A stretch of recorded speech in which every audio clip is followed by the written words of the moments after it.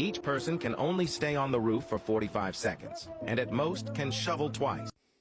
I assume everybody watching this video has seen the Chernobyl miniseries as shown in that little snippet there about the liquidators, the people that were cleaning it up.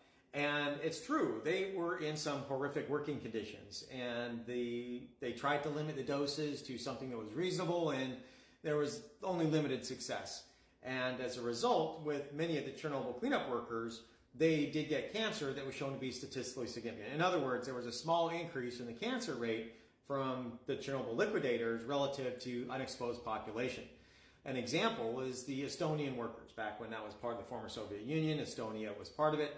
And if you look at the people from Estonia that did not go to Chernobyl versus those that did had a small increase in their cancer probability. Why that's significant is that they had a huge increase in the number of suicides. And that's really significant. Death is death. And if you're doing it by suicide because you went to Chernobyl, that's a significant thing that we really shouldn't downplay. It's like we shouldn't downplay cancer.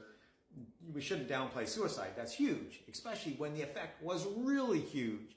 And why that's even more shocking is that that means that people are dying more from fear of Chernobyl than the actual radiation.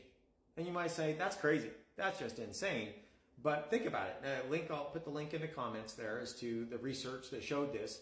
If you believe that Chernobyl caused you harm and you don't understand the radiobiology of it, then any kind of a health effect that you might have, you can attribute to that. You can say, well, if I have arthritis, that must have been caused by Chernobyl. If I have a bad memory, if I get Alzheimer's, if I get any disease at all that's not radiogenic or that I would have gotten anyway, it's easy to say, well, obviously it was caused by Chernobyl. Why else would I have this disease? As though you should live a completely disease-free life. It's easy to think that, well, Chernobyl must have contributed to it.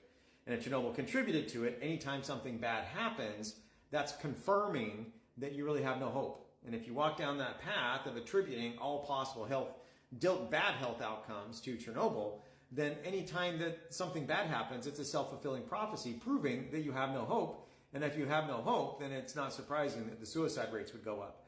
And so that's just insane. That's just crazy that people are so afraid of Chernobyl and the radiation from it that more people are dying from the fear of Chernobyl than from the actual radiation. That's just crazy.